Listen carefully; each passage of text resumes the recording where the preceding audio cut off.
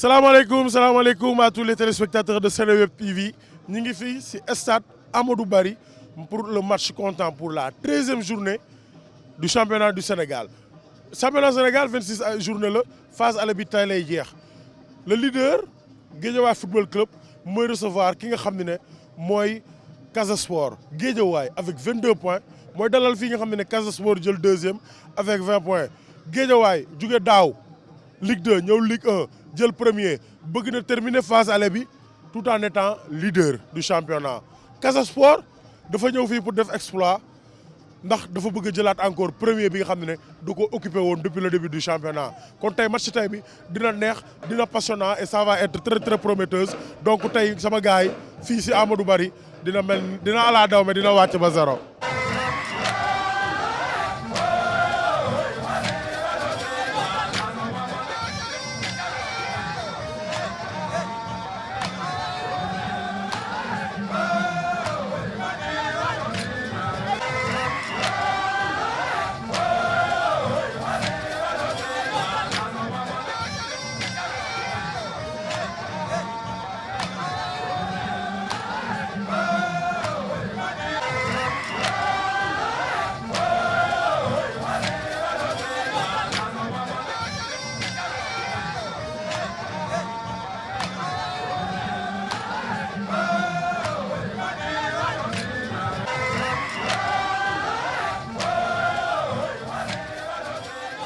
Géejawaay calki borom Géejawaay da nga def. waaw maa ngi fi waa Seneweb maa ngi leen di ziare ñëpp seen tur ak seen sant den wax bienvenue à Géejawaay. mais calki yow porte drapeau Géejawaay nga mais Géejawaay ren taxawaay bi mu am si championnat bi ñëpp nee nañ Géejawaay équipe bu collectif la lan nga ñu mën a waxaat lan moo tax Géejawaay liggéey bi fay fi mu ne nii. waaw parce que dañuy liggéey dafay fekk si loxol borom lépp rek président bi la parce que président bi dafa ñëw engagement supporter yi tamit xam ne président engagement la ñëwee quoi. joueurs yi boo leen laajee sax dañ la koy wax amul dara lu manqué ci club bi dara manqué yow condition yu baax la leen président teg keroog bi ñu dem ñu ne Casa kii ñu ne Saint-Louis bi ñu gisee Saint-Louis 2 quarts la ñu président jox ñaari bis yóbbu ko Saint-Louis te mën naa wax supporters yi dama leen seen bopp mais defu ko moo wax ne président moo ñu gën a bëgg sax championnat bi moo tax soo gisee tey Guédiawaye ñëpp génn ñëpp mobilisé mën naa ni président bi lañ bëgg a fay bor quoi parce que instant mënuñu koo fay daal laa mën a wax. mais Casa Sport loo koy yen. non Casa moom tey dama koy teg loo xamante ni moom gars yi après su demee gàlle dallu rek lay def moom wax dëgg fa yàlla barke Seexul Xadim. score moo instant yii nii 1 laa koy dóor incha allahu rabbi 1-0 laa koy dóor si kattanu borom bi. Casa ñaar lay dóor gars yi. tey moom du yomb de du yomb mukk tey moom ñun ñoo leen di dóor 1-2-0 tey ñoom daal ñun ñoo leen mënee.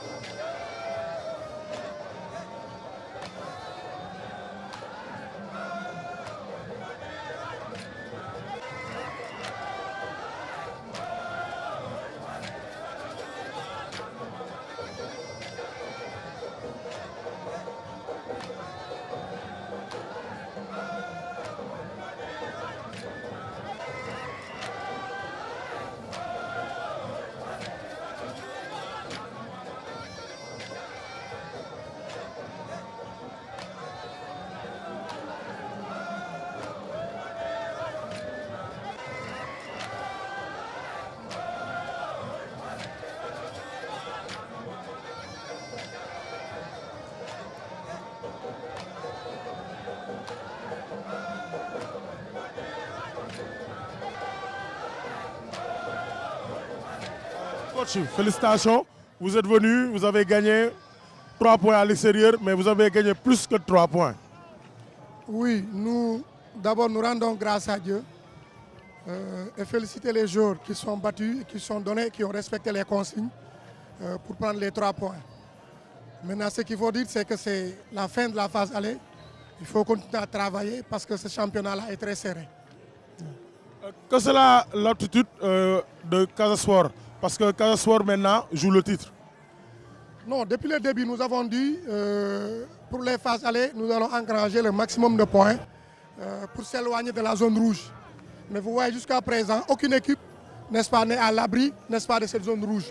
Donc, pour nous, jusque-là, nous continuons à jouer pour engranger le maximum de points et s'éloigner de la zone rouge. Et après, vers la fin, voir s'il y a la possibilité de jouer le titre ou jouer le podium. Bon, c'est un bilan qui est un peu positif parce que nous n'avons pas eu de défaite. Mais les 20% qui restent, c'est parce que nous avons fait beaucoup plus de matchs nuls que de victoires. Alors qu'on avait la possibilité de prendre le maximum de points vers la phase aller. Mais tout compte fait, nous n'allons pas cracher là-dessus. Et je pense que nous allons continuer à travailler pour maintenir ce cap-là. Parce qu'aujourd'hui, comme je l'ai dit, le championnat est très serré et il nous faut travailler. Aucune équipe ne doit dormir sur ses lauriers parce que le premier et le premier non relégable, relégable du moins, ne se tiennent presque à 8 points. Waaw, xam nga football souvent maa ko xale yi arrivé au sommet dafa yomb mais il demeurait moo xaw a compliqué souvent moo tax ma ne leen c'est pas aujourd'hui la place qui est la plus importante yàgg naa ko wax ak seen confrère nous travaillons pour effectivement avoir le maximum de points à chaque journée maintenant bu ñu jëlee point bu ñu ko boolee war nañ mën a am position bu baax pour le moment la position elle n'est pas importante ce qui est important c'est de nous focaliser sur notre travail notre projet de jeu qui consiste effectivement à avoir le maximum de points dans le championnat. Vous savez, comme j'ai l'habitude de le dire, le titre, c'est la récompense, c'est la fin d'une chose. Mais il faut d'abord jouer cette chose avant de penser à cette récompense. Pour moi, le plus important, c'est de jouer le championnat. Parce que le titre, c'est la fin de la compétition. Si vous pensez à la fin alors que vous ne jouez pas, c'est ça le problème. Mais nous, on veut travailler d'abord et après, la fin, on verra. C'est à la fin du bal qu'on paye les musiciens. Il ne faut pas dire que je vais gagner 10 000 francs alors que tu n'as pas travaillé pour gagner 10 000 francs. Pour moi, il faut se battre, il faut travailler et puis ça viendra naturellement. Quand c'est la fin de la phase aller, quel est le bilan que vous tirez? Mitigé, mais parce qu'en amont, mon objectif, en fait, pas mon objectif, mais l'objectif auxiliaire, c'était d'avoir 25 à 27 points. Nous sommes ici avec le capitaine du Casa Sport, Aliou Badara Fati. Aliou, nous sommes à Dakar. Gagné Guédiawaye 2-0 seen poursuivant rek presque mën nañu wax na vous êtes champion phase aller lan ngeen yëg. waaw mbétéré la ñu yëg parce que lii gëj na am Casa quoi doon premier championnat aller pendant 5 ans bu may nekk ci équipe bi mosuñu jël première place parce que tey métti la juste ñu premier kii bi nu mu tudd sa aller bi sa phase aller bi ñu jëlee ci lii nii ñu doon championnat pour le moment dañuy ñaan yàlla mu gën a continuer rek. lan mooy seen objectif yéen Casa Sport jël championnat bi ren ak seen catégorie bi nga xam ne yàgg naa jël coupe du Sénégal cadet junior ak ren senior ngeen war a confirmer. waaw juste suñu objectif mooy championnat bi ren parce que ren dañu ko war a jël loolu kese mooy suñu objectif pour ren parce que championnat bi ci loolu la ñuy liggéey parce que tey catégorie bu ñu yor ni jël nañu lépp championnat bi ren moo ñu desal en senior fu mu nekk nii loolu ren mooy suñu objectif pour jël championnat bi kese. yow actuellement vendredi la liste di joxe li nga xam ne mooy liste joueurs yi dem équipe nationale sa xel mi ngi si double confrontation sénégalaise bi. waaw damay ñaan borom bi rek mu mun ma waar ma mun a démarrer rek parce que loolu laay ñaan borom bi quoi comme vendredi lay joxe liste bi damay ñaan bokkaat si encore pour mun a parce que neex na trop demaat sélection nekkaat ak gars yi encore loolu météo bu rëy la pour man quoi ma demaat jàngaat encore pour dellu si waat. sooy góolu gis le magnifique public de Allez Casa lan la lay def. non damay gën a yokkal motivation parce que nga xool leen depuis 15 heures ñi ñi fii nekk si naaj bi ñoom ñi ñuy wéyal ñun defuñu dara si biir terrain bi loolu rafetul tant que ñoom ñi ñuy wéyal ñu gën a am confiance gën a am météo pour mun a gagner match bi.